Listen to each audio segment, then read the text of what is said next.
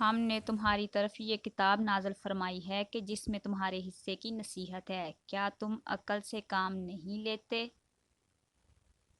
صرف سیدھا راستہ ہی اللہ کی طرف جاتا ہے اور کچھ راستے ٹیڑھے بھی ہیں، اور اگر اللہ چاہتا تو تم سب کو ہدایت دے دیتا۔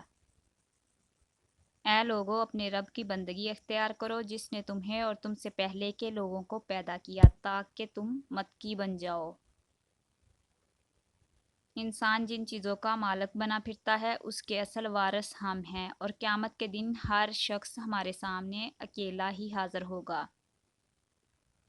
قیامت کے دن تم سے ضرور ہماری نعمتوں کے بارے میں پوچھا جائے گا کہ تم نے ان کا کیا حق ادا کیا۔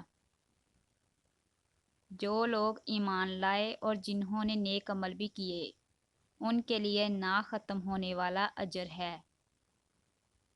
اللہ تعالیٰ جب کسی شخص کو ہدایت دینا چاہتا ہے تو اس کا سینہ اسلام کے لیے کھول دیتا ہے، اور جب کسی شخص کو اس کی ضد کی وجہ سے گمراہ کرنا چاہتا ہے تو اس کا سینہ اسلام کے لیے تنگ کر دیتا ہے۔ یقیناً جس کسی نے بھی برے کام کیے اور وہ ان برائیوں میں ہی مبتلا رہا تو ایسے لوگ ہی دوزخی ہیں اور وہ ہمیشہ اسی میں رہیں گے۔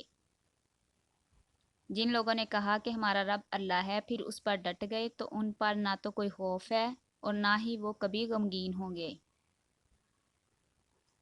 کیا تمہیں معلوم نہیں کہ آسمانوں اور زمین کا مالک صرف اللہ ہی ہے، اور اللہ کے سوا نہ تمہارا کوئی ولی ہے اور نہ ہی کوئی مددگار۔ ایسے لوگوں سے دور رہو جنہوں نے اپنے دین کو کھیل تماشا بنا رکھا ہے اور دنیاوی زندگی نے انہیں دھوکے میں ڈال رکھا ہے۔ یہ دنیاوی زندگی کی عیش و عشرت تو کھیل تماشے کے سوا کچھ نہیں، اور جو لوگ اللہ کی ناراضگی سے ڈرتے ہوئے زندگی گزارتے ہیں ان کے لیے آخرت کا گھر اس سے کہیں زیادہ بہتر ہے۔ تو کیا پھر بھی تم لوگ عقل سے کام نہیں لیتے؟ تم لوگ دنیا کی زندگی چاہتے ہو تو حالانکہ اللہ کی نظر میں آخرت تمہارے لیے زیادہ بہتر ہے۔ بلا شبہ اللہ کے نزدیک زمین پر چلنے پھرنے والی مخلوق میں سب سے بدترین مخلوق وہ لوگ ہیں جنہوں نے اللہ کی آیات کا انکار کیا اور ایمان نہیں لاتے۔ ہم ہی تمہیں زندگی دیتے ہیں اور ہم ہی تمہیں موت دیں گے، اور آخرکار ہم ہی تمہارے مالک ہیں۔ اے ایمان والو، اگر تم اللہ کا تقوی اختیار کرو گے تو اللہ تمہیں حق و باطل میں فرق کرنے کا فہم عطا فرمائے گا۔